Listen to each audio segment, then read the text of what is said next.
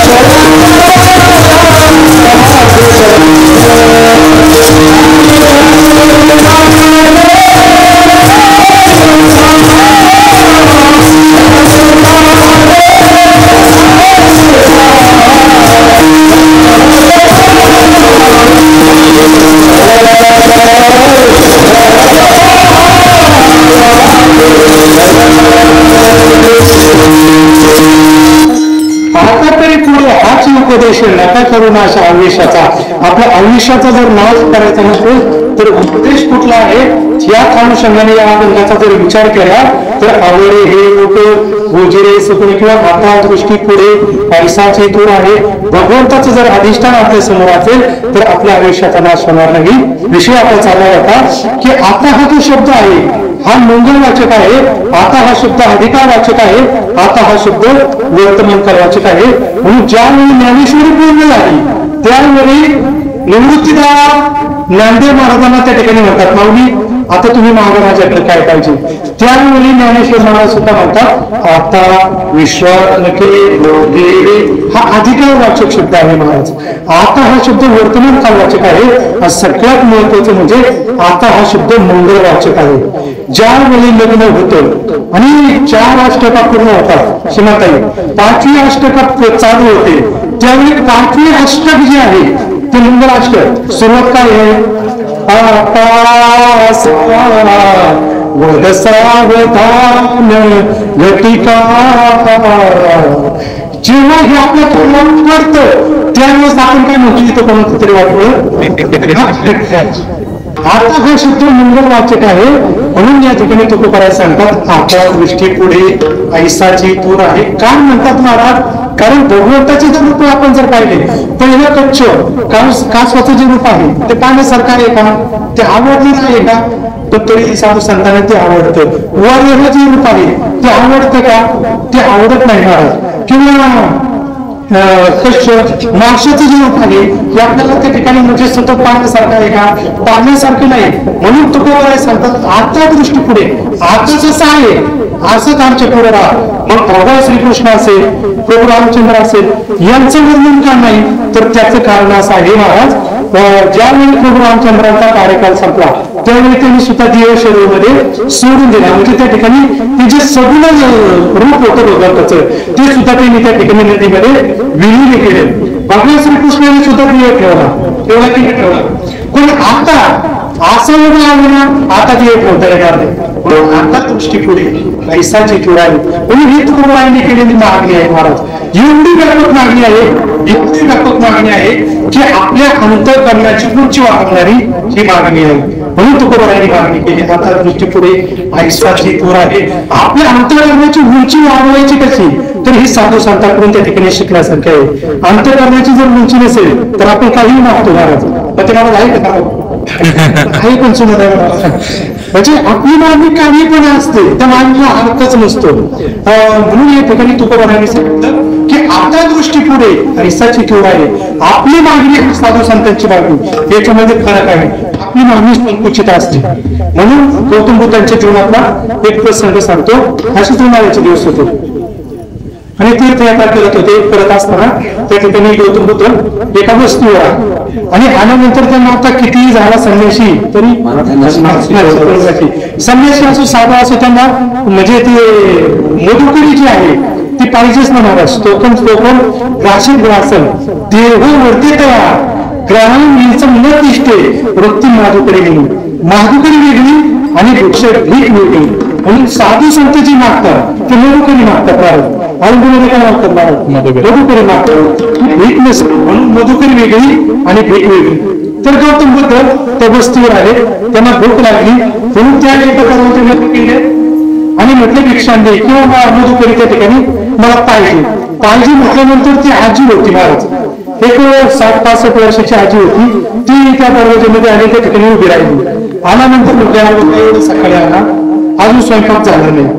त्यावेळी गौतम बुद्ध म्हणतात ठीक आहे, काय हरकत नाही, पीठ द्या थोडस, मी माझ्या पद्धतीने कुटुंबाला तिथं पोळ भेटत त्या ठिकाणी ती पीठ त्याची भाकरी कराल. तिने सांगितलं काय जातो दादाची पद्धत होती तेव्हा, आता नाही. तर म्हटली पीठ सुद्धा मोजकत आहे, ते दिल्यानंतर आमची पंचायत होईल. तर त्यावेळी गौतम बुद्धांना ते खरं वाटलं. गौतम बुद्ध निघाले पुढच्या प्रवासाला निघाले. पण योगायोग असा की त्या घरासमोर एक आंब्याचं झाड होतं आणि आंब्याच्या झाडाला काही लागले होते. त्यावेळी गौतम बुद्धांनी त्या म्हातारीला म्हटलं आजी पीठ नाही काय हरकत आहे, भाकरी नाही काय लागणार नाही, एक कैरी जोड खाण्यासाठी. ती म्हातारी होती, थोडी कंजूस स्वभावाची होती. म्हणजे तुझी लाज आवडली काय होती, तुला काही द्यायच्या माझ्या नातवंडांनी काय करायचं. त्यामुळे गौतम बुद्धाच्या लक्षात आलं की म्हातारीकडे पीठ पण आहे, भाकरी पण आहे, पण म्हातारीला द्यायचं नाही, असं गौतम बुद्धांच्या पूर्ण त्या ठिकाणी लक्षात आलं. त्यावेळी गौतम बुद्ध त्या म्हातारीला म्हणतात आजी मला पिकही नको, भाकरी नको, तुझी काही एक काम करतो, एक हप्ता काम काय नाही, तुझ्या लहानातली माती घेऊ का. त्यामुळे त्या म्हातारीला सुद्धा विशेष वाटलं. म्हटलं अरे भाकरी दिल्यानंतर खाशील तो खाशील का माती खाशील तो आता. त्यावेळी गौतम बुद्धाने जे उत्तर दिलं ते महत्वाचं आहे. गौतम बुद्धाने उत्तर असं दिलं, गौतम बुद्ध म्हटले की मी तुझ्याकडे भाकरी मागितली, तू नाही म्हटली काय हरकत नाही, पीठ मागितलं काय हरकत नाही, कैरी मागितली काय हरकत नाही, हे जो तू नाही जी म्हणते ना हे तुला नाकाला घेऊन गेल्याशिवाय राहणार नाही. आज जर तुला माती होती ना, उद्या एखादा सावधानीनंतर तुला भाकरी देण्याची धारणा त्या ठिकाणी होईल. म्हणजे देण्याची सुद्धा सवय आपल्याला लागते. म्हणून देत असताना महाराज, देत असताना किंवा दान करत असताना त्या दानाला सुद्धा 5 दोष लागतात. जर दान व्यवस्थित झालं नाही तर अनादर, विलंबच, वैमुख्य, निष्ठुरवचन, पश्चातापाच, पंचमी दानशे दूषण, हे 5 प्रकारचे दोष देत असताना सुद्धा लागतात. पहिलं अनादर. जर एखादा आपल्याकडे भिक्षुक आला आणि त्याचा जर आपण अनादर केला तर ते दान सुद्धा उपयोग नाही. अनादर, विलंबच, जर आपण त्याला विलंब लावला तरीही दान करून उपयोग नाही. अनादर, विलंबच, वैमुख्य, त्याला दान करत असताना आपण वेगळं जर तोड केलं जाणार तरी ते दान करून उपयोग नाही. निष्ठुर वचन, त्याला दान करत असताना जर आपण त्याचा अपमान जर केला ना तरीही पण त्याला काही उपयोग नाही. म्हणजे एखादा आपल्या घरासमोर भिक्षुक आला आणि एवढा धट्टा करवायला काय होतं, आपण त्याला त्या उपदेश जर द्यायला लागलो तर आपण नंतर त्याला दान करून सुद्धा काही उपयोग नाही. आणि 5वी गोष्ट जी आहे ती आहे पश्चातापाची. म्हणजे दान केल्यानंतर त्या ठिकाणी आपण पश्चाताप सुद्धा करायचा नाही. आता 2 वर्ष या ठिकाणी टंडणी आहे, टंडणीला आपण 11,000ची पावती फाडली, 15,000ची पावती फाडली, घरी गेलो आणि विचार करायला लागलो 11,000 मध्ये 3 महिन्याचा किराणा असता, उगाचच पावती फाडली. हे दान करून सुद्धा त्या ठिकाणी उपयोग होत नाही महाराज. म्हणून दान करत असताना ज्ञानोबा सांगतात दातवनीती यज्ञ ती उपकारीने देशी कालेचे पात्रेचे तत्वानं सात्विकम सुरू करावं. ते सात्विक पद्धतीने दान करावं, कोणाचा अपमान न करता दान करावं आणि मोठ्या अंतःकरणाने दान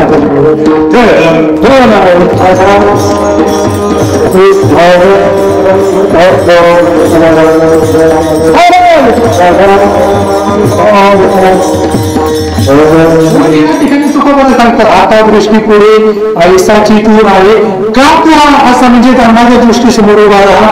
तर त्याचं कारण असं आहे की तू देण्यामध्ये तुझ्याकडे अवधारी राहिली. यश, श्री, औदार्य, ज्ञान, वैराग्य, ऐश्वर हे सगळी गुणवत्ता तुझ्या जवळ आहे. त्यापैकी तुला औदार्य काय दाखवायचं आहे की जे मी तुझ्याकडे मागितलेलं आहे ते मला त्या ठिकाणी तू तिची मागणी जी आहे ती मागणी तू माझी पूर्ण करावी. म्हणून या ठिकाणी जोरदार सांगतात आता दृष्टी पुढे ऐसाची तूर आहे. एक प्रकारे महाराज या मागणीमधून तुकोबराने भगवंतालाच मागितलं. म्हणजे पहा शब्द लक्षात येतं का भगवंतांनी म्हणजे तुकोबराने भगवंतांना मागणी करत असताना भगवंतालाच या ठिकाणी मागून घेतलं. म्हणून या ठिकाणी तुकोबरा सांगतात आता दृष्टी पुढे. म्हणून पहिल्या चरणामध्ये सुद्धा अधिष्ठान सांगितलंय. दुसऱ्या चरणामध्ये तुकोबरा भगवंताला स्वतः म्हणजे भगवंतालाच त्या ठिकाणी मागतात. का मागतात महाराज तर त्याचं कारण असं आहे की तू समर्थ आहे महाराज. झाडाचे पाणी बोलून गेलो आईसा तू समर्थ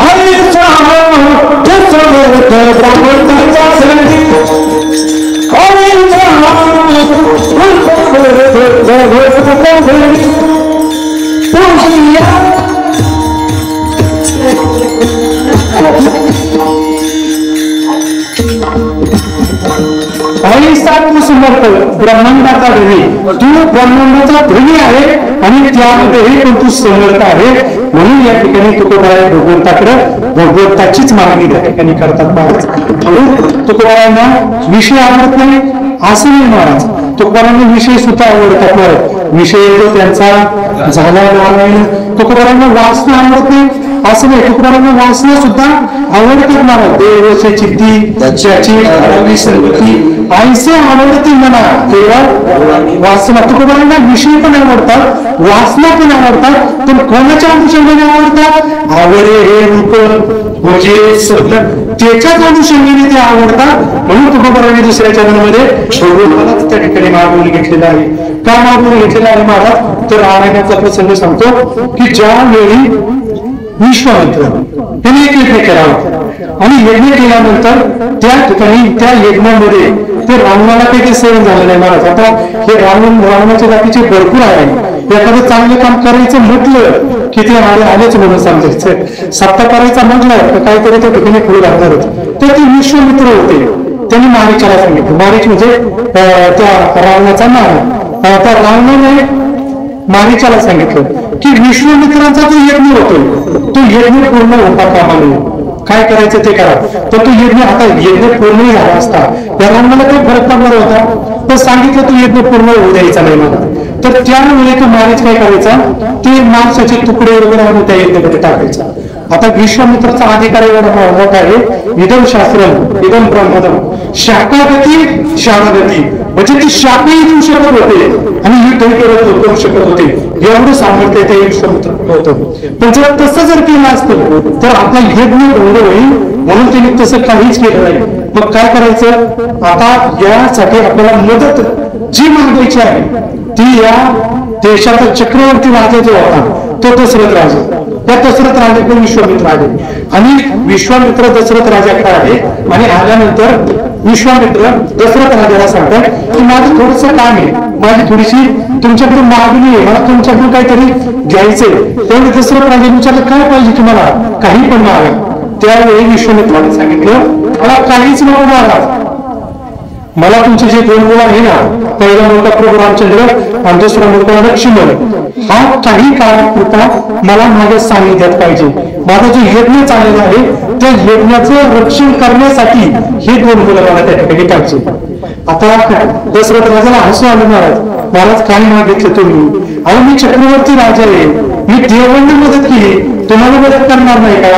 मी चक्रवर्ती राजा आहे, तुम्ही मुलांना काही मागता, माझ्याकडे एवढं सैन्य आहे की तुमचा तो यज्ञ झाला ना, चौघी बाजूने यज्ञ उभं करतो, तर राक्षसांना तिथपर्यंत पोचू सुद्धा जाणार नाही, एवढं सैन्य तुम्हाला देतो, तुम्ही मुलांना काय मागता?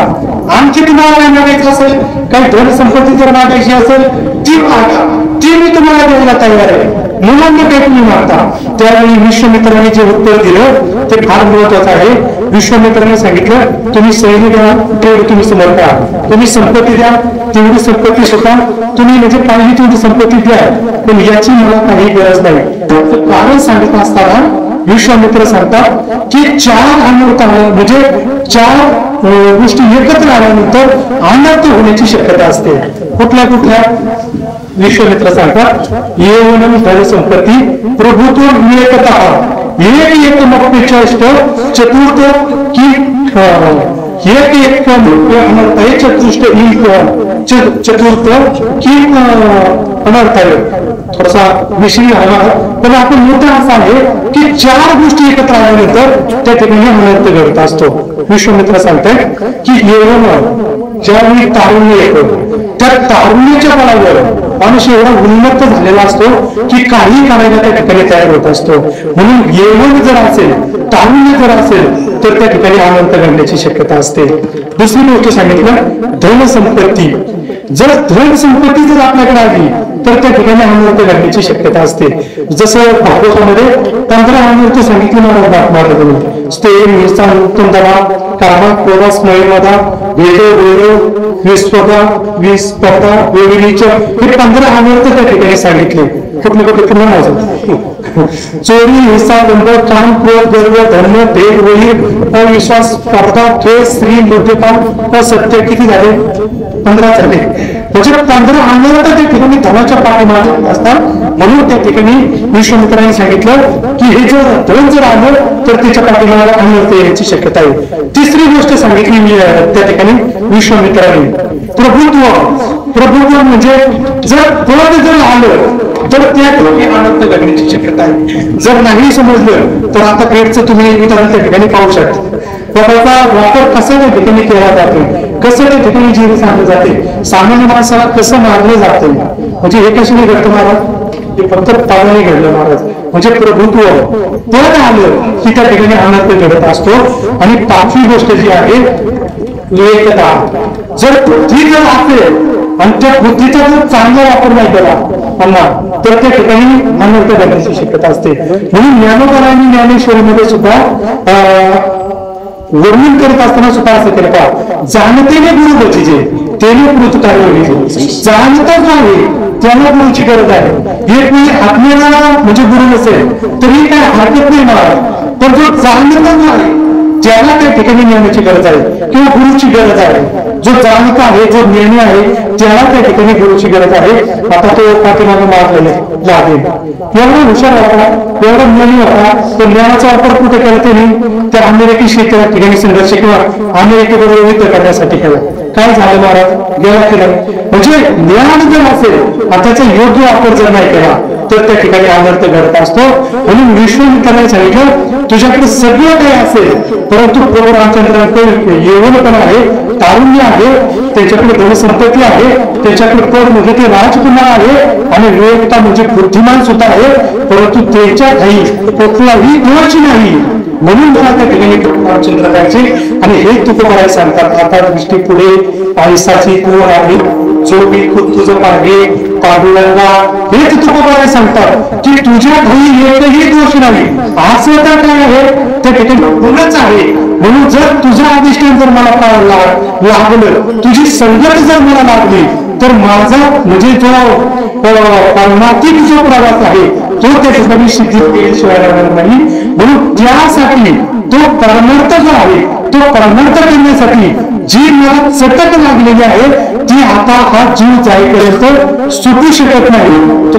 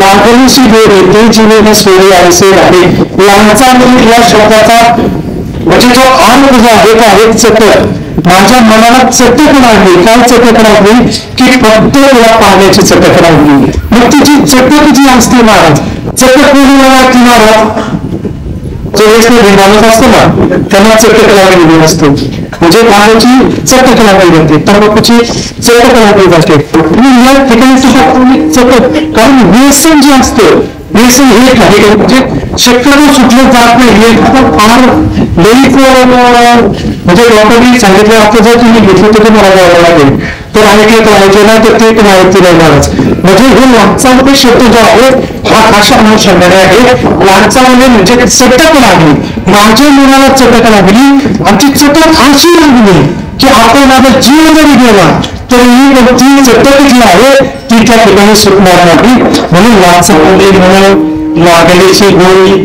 ते जीवन सोयी पैसे झाले म्हणून करायला सांगतात ही जी मागणी जी आहे ही मागणी करत असताना माझा तुझ्यावर अधिकार आहे आतापर्यंत आमच्या परमार्थ केलेला आहे या परमार्थाचं जर त्वरित जर काय पाहिजे असेल तर तुला माझ्या दृष्टीसमोर त्या ठिकाणी म्हणजे दृष्टीसमोर उभारावं लागेल माझ्या दृष्टीसमोर त्या ठिकाणी एकाही बाजूला होता येणार नाही ही मागणी तुकोबार आहे अगदी लहान मुलगा जसं आपल्या आईकडे करतो आहे अशा पद्धतीने तुकोबाराने या ठिकाणी भगवंताकडे मागणी केली आणि त्याच्या शेवटच्या चार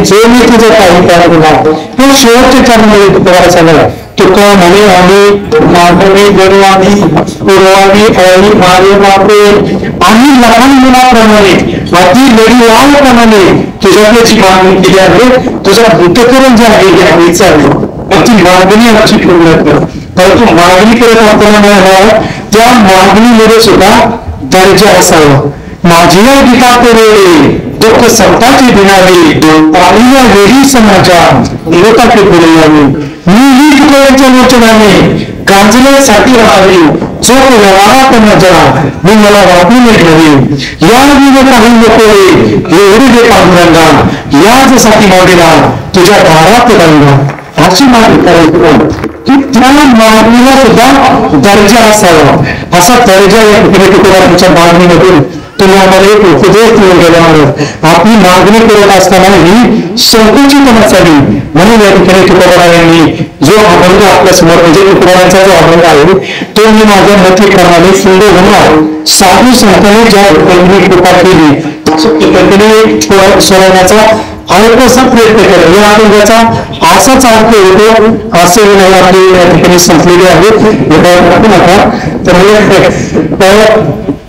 आपली वेळ या ठिकाणी संपलेली आहे परंतु आपल्या जीवनामध्ये जे काही चांगलं जे चांगले कृत्य जे आहे हे चांगले कृत्य आपल्या हातून त्या ठिकाणी बोललंच गेलं पाहिजे अतिशय भूषण सत्यम कर्तेचे भूषण परमेश्वर भूषण शास्त्राला भूषण की प्रयोजन आपल्या हाताने जर काय घडायचं असेल तर ते दान भोजलं पाहिजे सत्कार्य भोजलं पाहिजे आणि सत्कार्यासाठीच आपल्याला या ठिकाणी भगवंताने हा धीर दिलेला आहे थोडंसं अंतकरण असं जर केलेलं आहे की तुमच्या लक्षात आलं असेल की आपल्या या काळावर फार मोठी शोधकळा एक थोड्या दिवसापूर्वी म्हणजे ते सगळ्यांनी होतं नव्हतं जे आपण म्हणतो त्याचा प्रत्यय आपल्याला या ठिकाणी की एवढा झेंडा पडला एवढा खरोखर पडला जो प्रत्येक कार्यक्रमामध्ये असा हिऱ्याप्रमाणे चालकायचा हिऱ्याप्रमाणे शोधून दिसायचा असं त्याचं व्यक्तिमत्व होतं डॉक्टर रुपये काय ताई म्हणजे हे बोलण्याच्या पलीकडे आहे